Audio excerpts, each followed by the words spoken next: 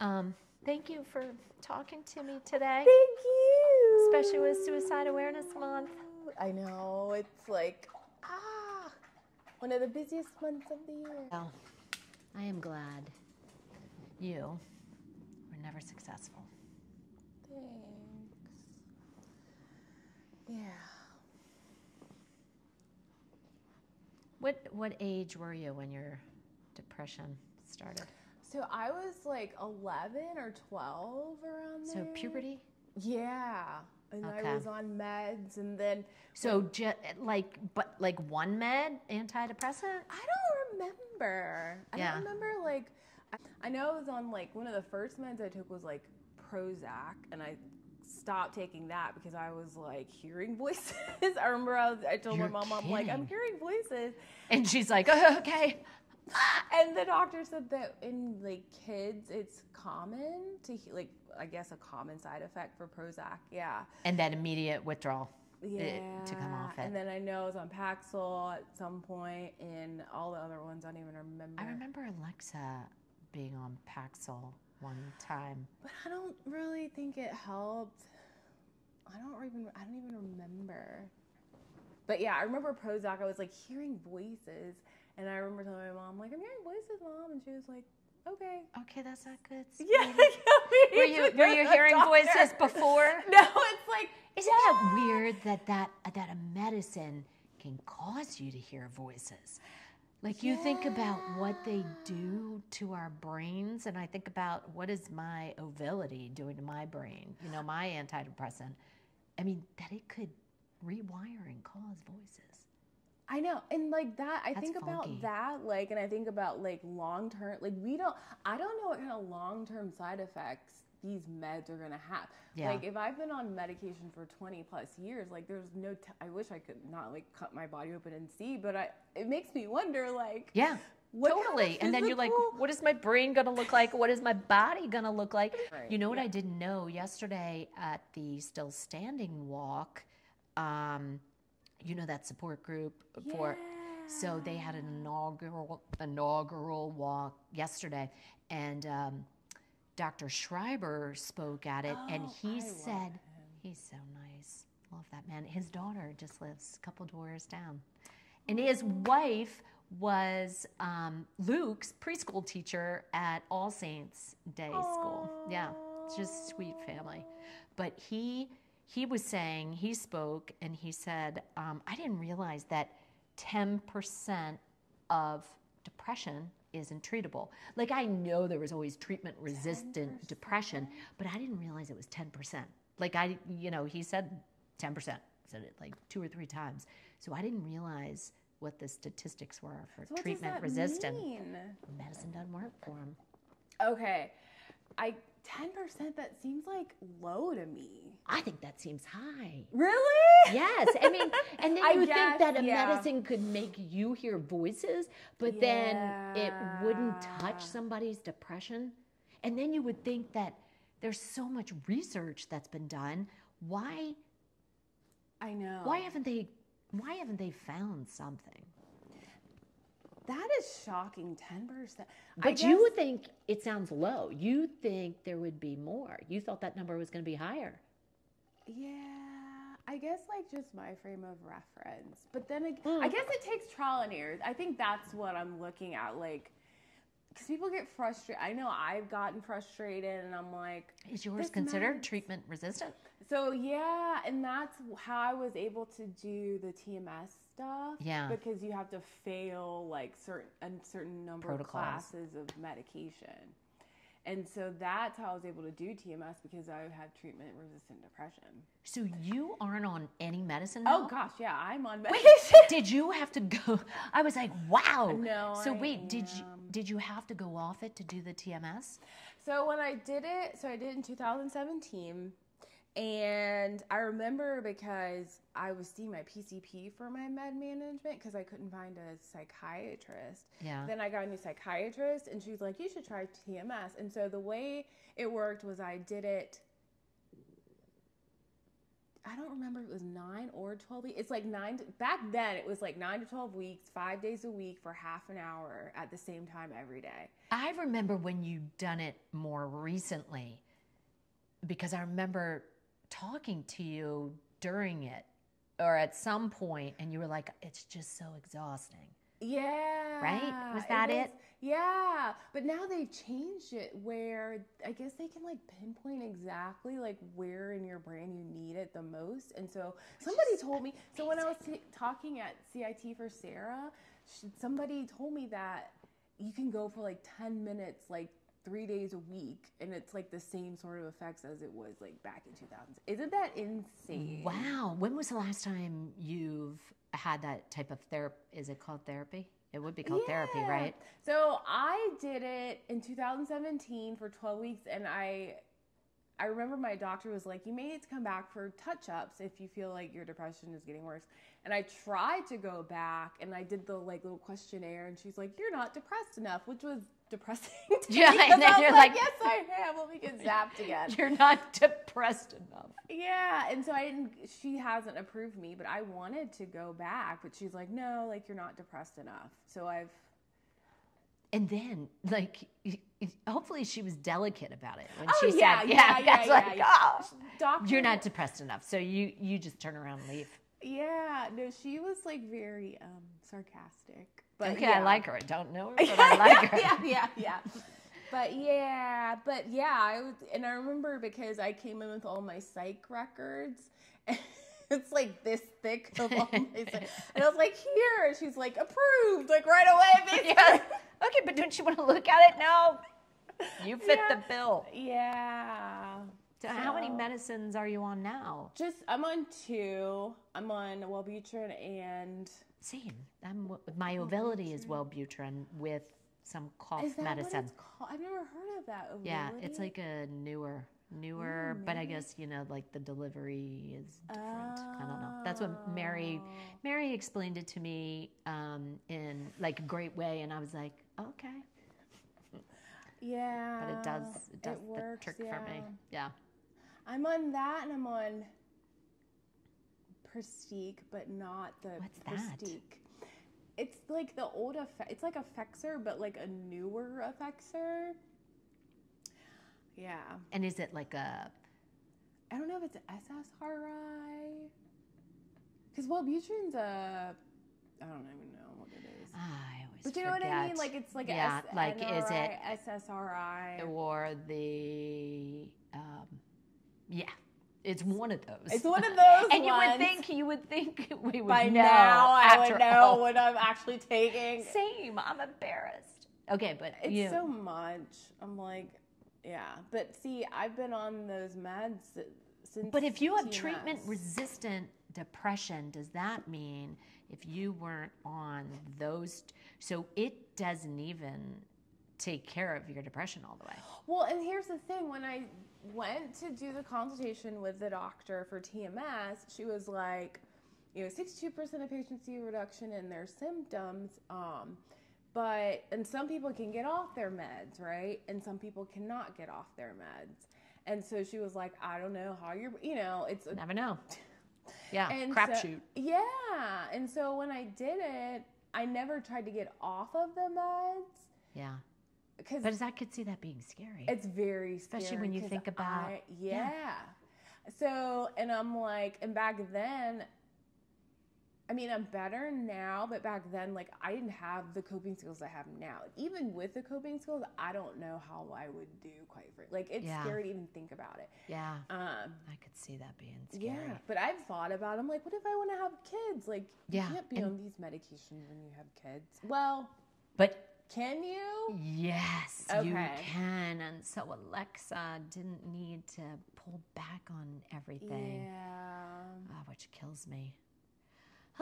But, okay, so 11 or 12, depression started, puberty, the hormones, and then when did you start thinking about suicide? Because depression's one thing, but when did the suicide thoughts start? So that was like the... When did the suicide thoughts start? So that was really the indicator, like right away, that I was depressed before I even knew what it was. Like, I remember we just moved to Winston-Salem, North Carolina, and I told my parents, like, I wanted to kill myself. And then that's when it was like... So that was the beginning of it. Yeah. So you had to have kept a lot to yourself for a whole long time. I didn't even think about it, but yeah, I did. It's like... But you had to have thought, it's normal, you know? Like, that's confusing. You were young. Yeah. It's so scary. And I guess, like, and then I started on the meds, and I don't remember if I was on antidepressants and anti-anxiety, or if it was, like, something that kind of took care of both, but I had a psychiatrist, and then I had a therapist for CBT, because I was dealing with OCD really bad. Like, I would wash my hands so much that they would, like, turn black. You have OCD? Yeah, man, I sure do. You must have told me this before, and I've just forgotten. Yeah, I sure do. COVID was really fun. Wait, but that had to have presented before you said. So did your parents, they already knew about the OCD? Everybody knew about that before you said, I want to kill myself?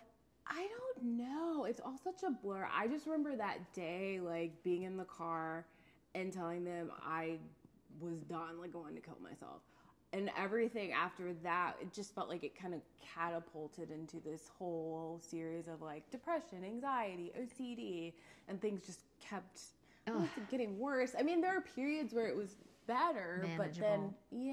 but then it kind of, high school and everything. Oh, golly. So it's just been an ongoing, which I guess is the narrative for a lot of people. It's just like this up and down of trying to figure things out. And But if you look at, since you were 11, would you say that a lot of up and downs, and now it's a little, those waves are expanding as opposed to... Exactly. Thankfully. Now I can kind of get ahead of whatever. And I don't know if it's because I know September is Suicide Awareness Month, but September can be really hard for me. Yeah. Well, thank you for talking to me during it. Oh, I'm grateful. Yeah. I'm grateful. I'm happy. I'm honored. Thank you. When was the first? I know, even he felt it. When was the first time that you tried? So I remember we were in North Carolina, and I was in middle school. So it might have been like 7th or 8th grade. And I remember back then I was like, I'm going to try and kill myself by drinking a bottle of perfume.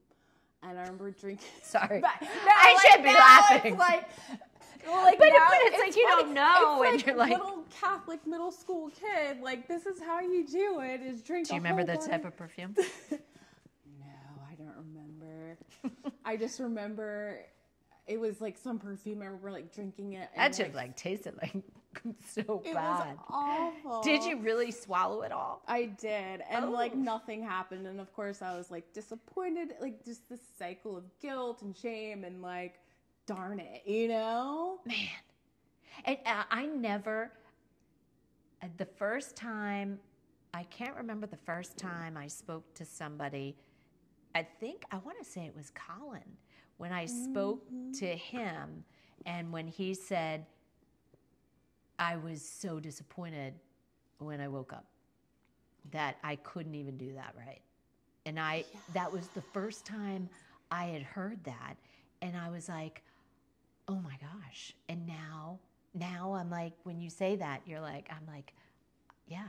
It's a real thing. Oh gosh. It's weird. It's very strange. Like, I remember, so my last hospitalization in January of 2015, I crashed my car, ended up at this psych hospital, and I felt so much shame, like, darn it. Like, I can't even kill myself right.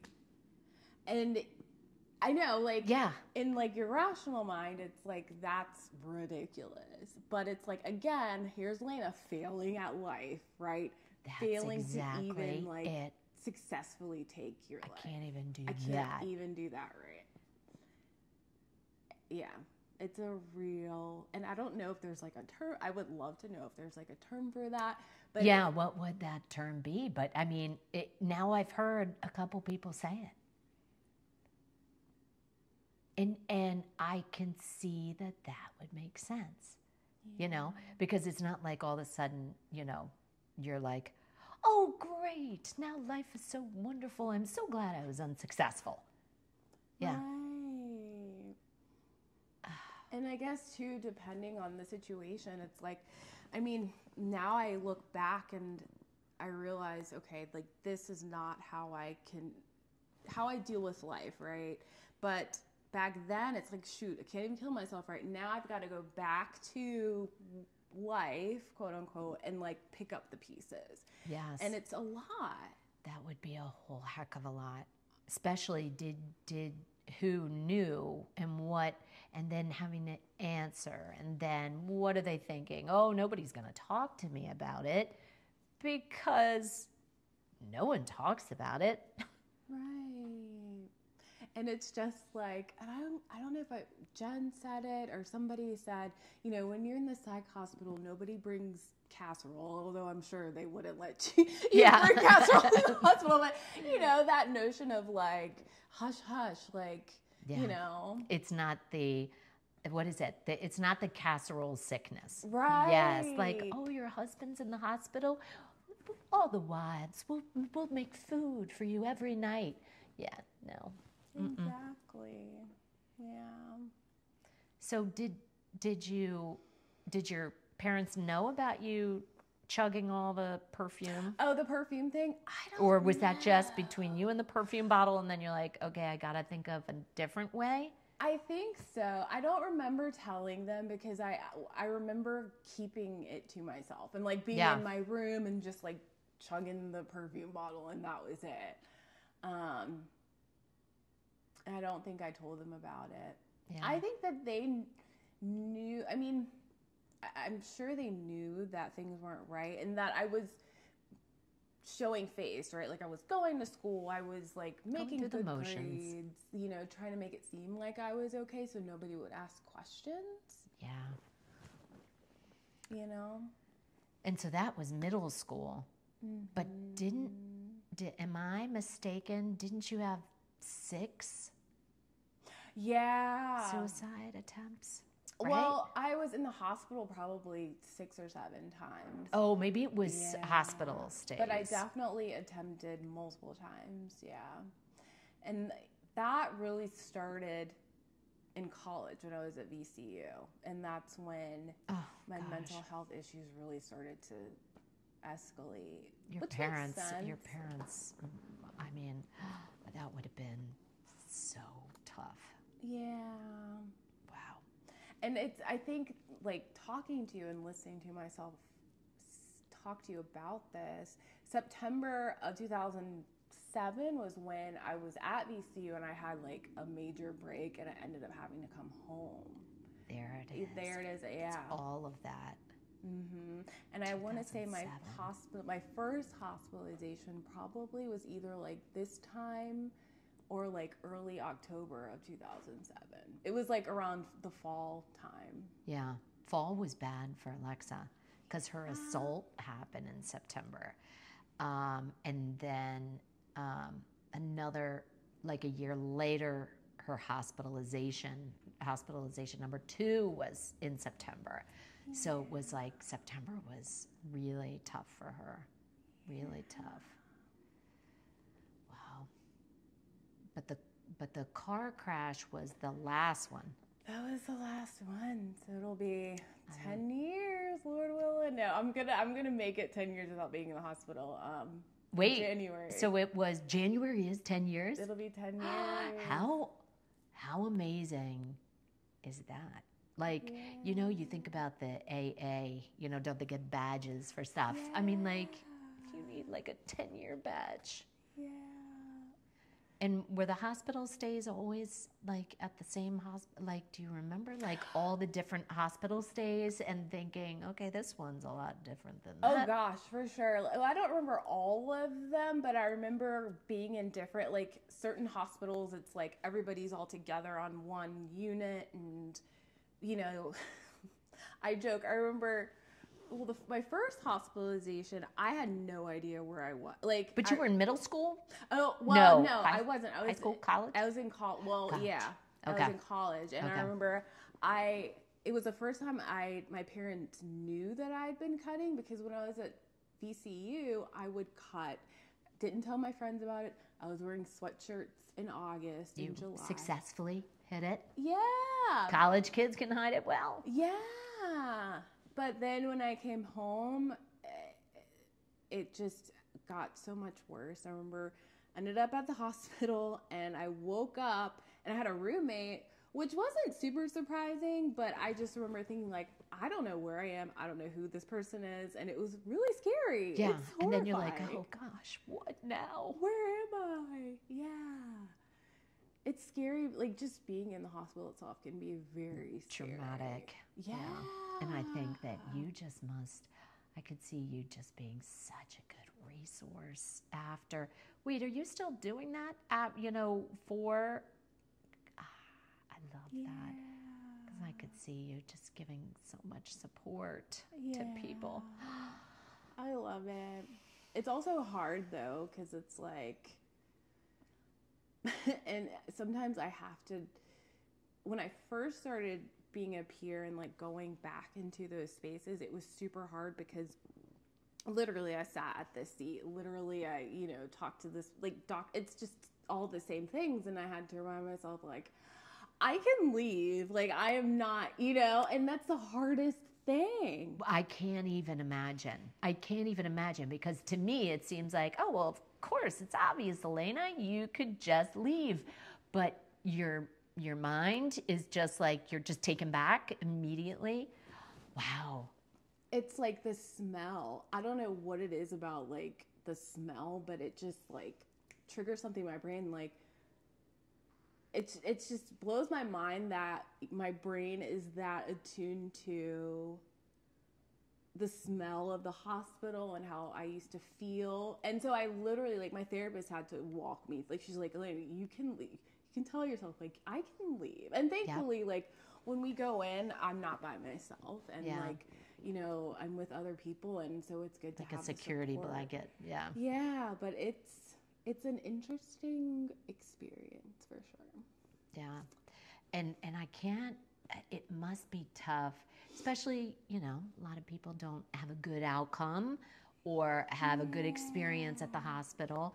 And so then taking that on, knowing that they're already traumatized being there with whatever's going on, but then just, oh my gosh, that would be, that is do you have like a limit of people that you're supposed to, like a caseload, so you don't get too many people and then just feel so overwhelmed with their issues?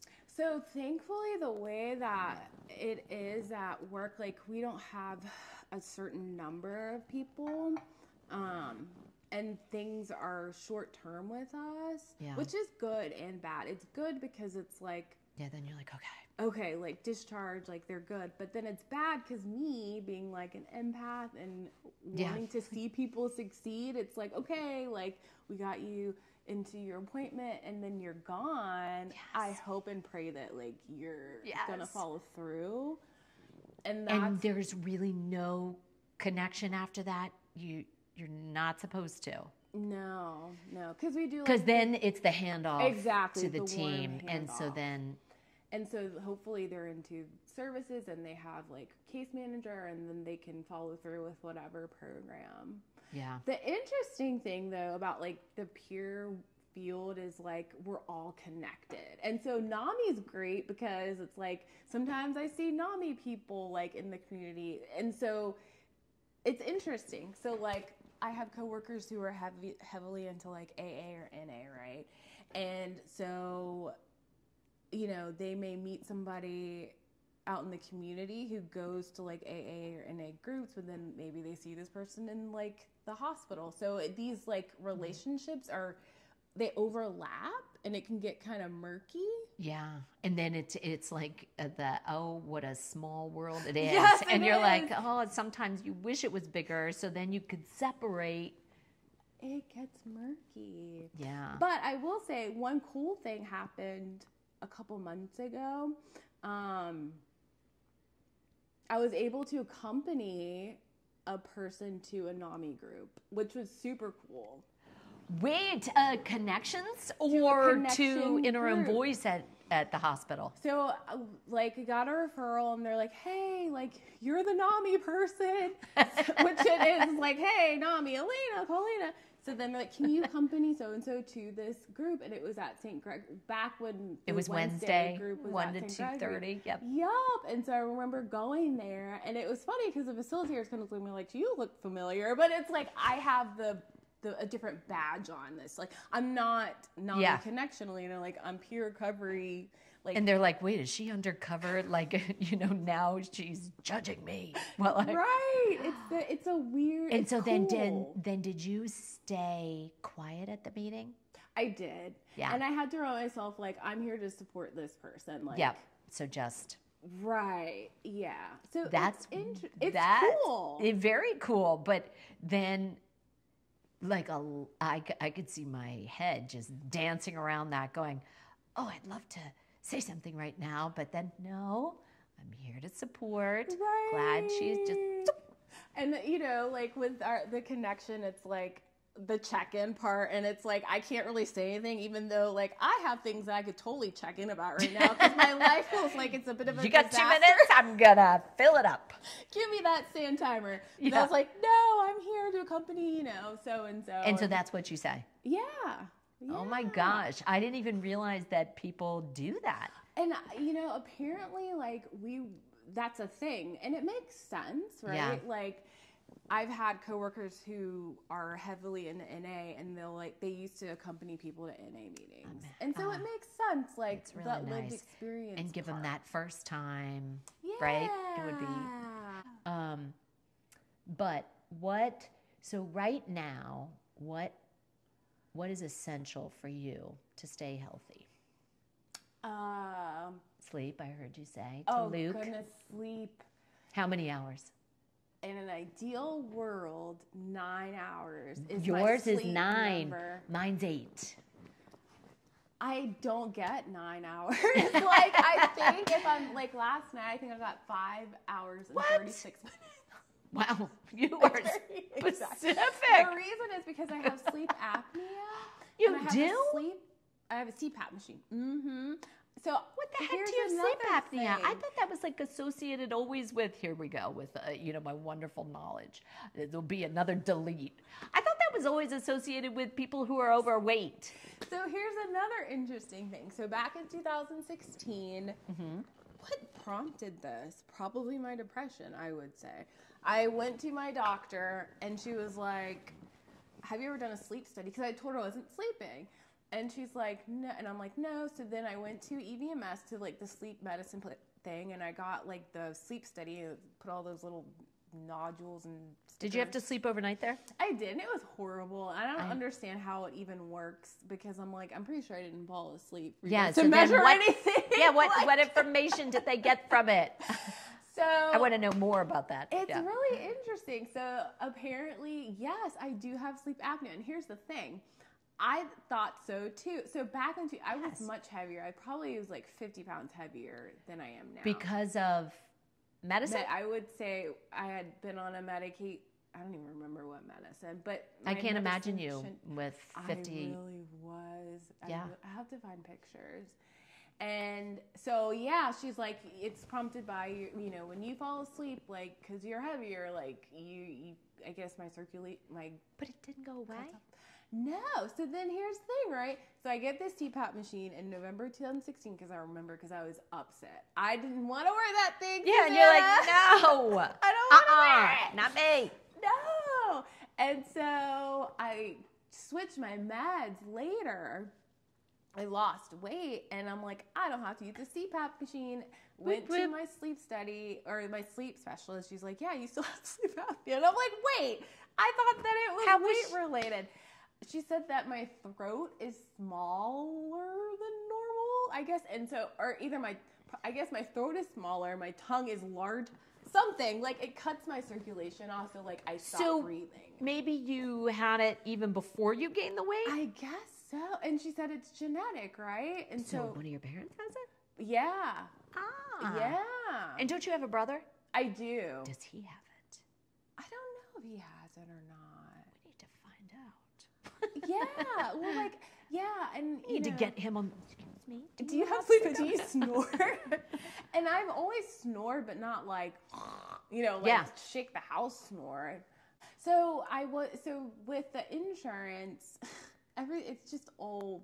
I don't want to say it's messed up, but so you get the CPAP machine, you don't own it, you rent it. And in order for you to be able to use it and for the insurance to cover it, you have to use it for like 4 hours a night. And that's recorded? Yeah. So there's like a SD card, but now it's like wireless because everything is, it's super fancy. And so I was using it for 4 hours because that's the minimum, and I just take that thing off because it's uncomfortable.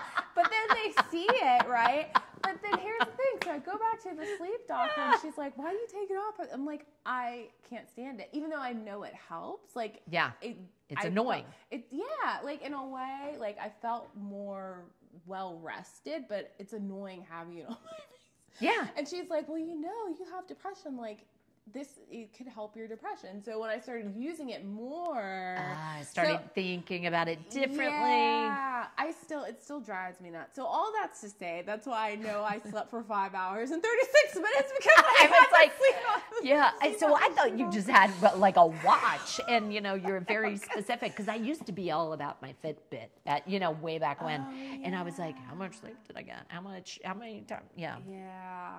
So I don't know. I wrestled with that thing for 8 years. It'll be 8 years in November. And it does help if you use it. But even after 8 years, I still cannot get used to having it on my face. But so that means, can you sleep side to side? Or are you supposed to like sleep on your back? Can you go to the side? So I don't like sleeping on my back because I don't know, I'd rather sleep on my side. And then with the hose, it's just a mess. It's with the hose. So when sounds awful. And then how many hours do you? Of like, see, I don't want people to be like, Elena says I shouldn't use my CPAP. Like, no, do what your doctor prescribes. It just, for me, it just drives me nuts. But so, okay, last night, 5 hours and 36 minutes. What about 2 nights ago? What'd you get? Oh, goodness. I don't even remember. I mean, was it a better number? Probably not. So 9 is ideal. When's the last time you got 9 hours? No, it's bad. I've been in this season, I'll say, of like not sleeping well. And like, it's been like, I'd say I'm in a rough patch right now. Like, but just with sleep or mentally? Just both. Or because September and it's just everything. Like a rough patch. And so it's like the chicken or the egg. Is it sleep or is it like my emotional stuff? Then cause the no sleep. Yeah, it is chicken or the egg. So I try to like, I'm sure I use it for 4 hours, but I know I like take that thing off after 4 hours because it just drives me nuts. And it knows when it's on your face. It like, does. Couldn't you get like a watermelon and? Do you know that thing? It'll have like a face. Like, so if I forget to use it one night, heaven forbid, and I turn it back on the next night, it's like this red sad face. You didn't use the CPAP. Yes. And then if I use it, it's like this little happy green yellow face. Like, I'm telling you, it's real. I've forgotten how funny you are. Oh my gosh. But yeah, it's real. It's so real. So, but what do? Don't you have some, I hate to just say medicine, but you must have like a bedtime routine that kind of puts you more into a sleep mode. Do you still do the blue light therapy? Oh, you recommended that for Teddy. Light box thing? Or light box. Yes, I do. And I actually use it. I have to be careful with that thing. So I have one at work, that I have. It's small. It's like a mini size. I'm trying to find something that would be like equivalent. I guess like half of your tablet. Like if you were to cut in half and do it. Oh, sideways. my tablet. I was looking over there. I was like, where are you looking? Yeah, and it's on my desk, and I turn it on, and it does help, especially like days and like you can this. sense it? Yeah, I just have to be careful because it's like I don't have my own office, and so like it can be a lot for my coworkers, like because it's so bright. Yeah, it's bright, Susanna. What? Oh my golly!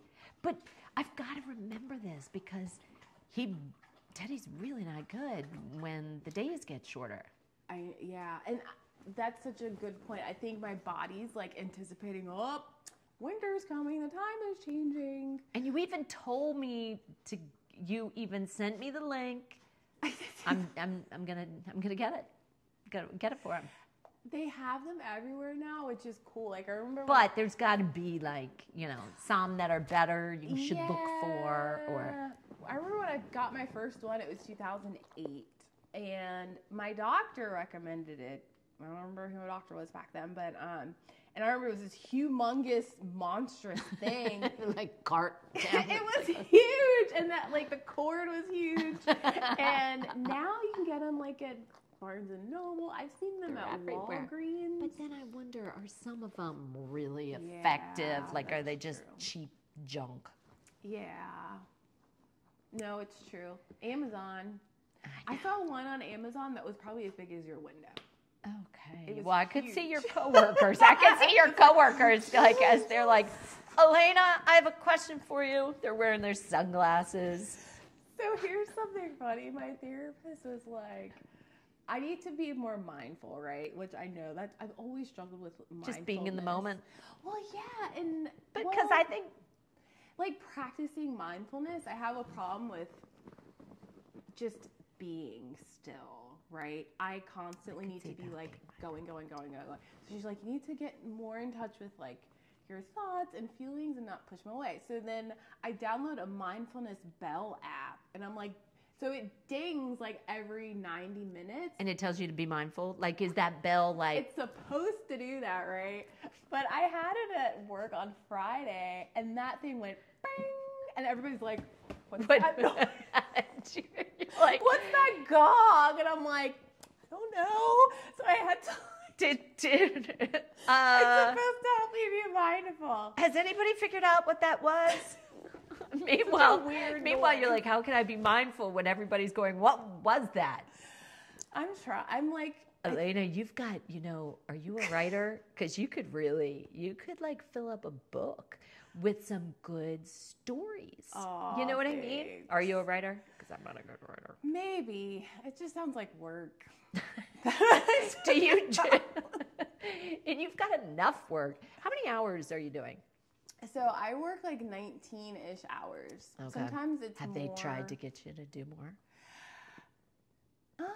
No, but if things because stuff pops up, with the kind of work that I do, so like I'll end up staying longer some days, but no.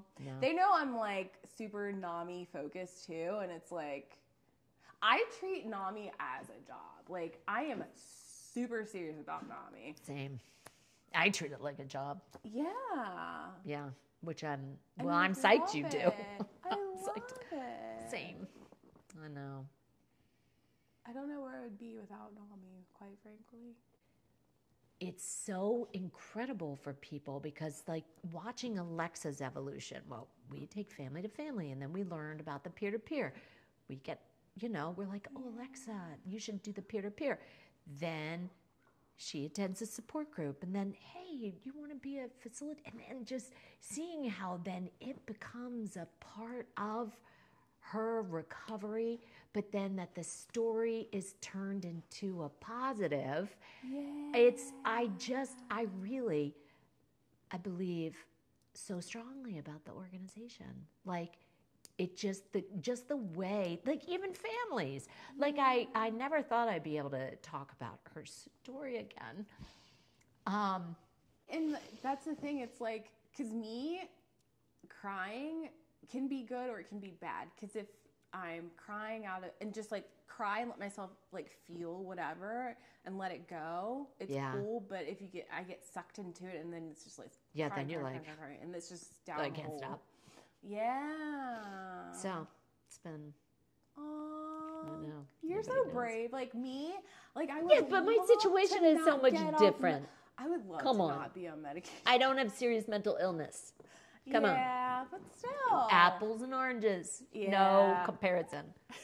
Look, Lucky's like, what's going on? He's like, are you talking about four-legged dogs? It's okay, baby. Baby. Yeah, so I remember, I got trained for inner voice, and then what happened? Yeah, what was your first, I remember asking you this before, or I remember hearing you talk. What was your first experience with NAMI? So I went Inner voice? At maybe psych? It was. I remember. And actually, the funny thing is, September 11th of 2018, I remember I became a member. Because I remember Jen was like, you have to become a member in order to volunteer. And so I did in our own voice. And then Jen was like, have you thought about connection? And I really wasn't ever into support groups. I'd gone to Emotions Anonymous. They used to hold meetings at the oceanfront. I remember. Do they not anymore? Or did they switch to VB Psych? Oh. No, I could have just made that up. But I remember going and feeling like awful when I left. Oh. And I think it's because I didn't know that I tend to absorb other people's emotions super easily. Like looking back. Oh, yeah. And if you do that, I could see a group being pretty awful. And so Jen was like, he'd be great. And I'm like, oh, I don't know. But then I remember she's like, you need to start going to the groups to see how it is before I commit. I was like, okay, cool. And I remember it was Monday night at Thalia. It must have been like 2019, and I remember it was a huge group, and Rita was facilitating and Alexa was, and I remember Alexa came in and she was like, I'm like, she's the cutest little thing ever, and I was like, I don't know what's happening here. Like I remember walking into the group and we're all sitting in a circle, and like there was coffee and there were snacks and like people were chatting, and I'm like, this is not what I thought it was gonna be. So Emotions Anonymous doesn't do that? Or maybe they didn't, or maybe it just wasn't a good time for you. Yeah, it felt very different. But I remember walking in and like Rita and Alexa was just full of life. And I'm like, this doesn't feel the same. Like it felt, I knew that, it's a support group and everybody's coming in with different whatever, but it felt hopeful.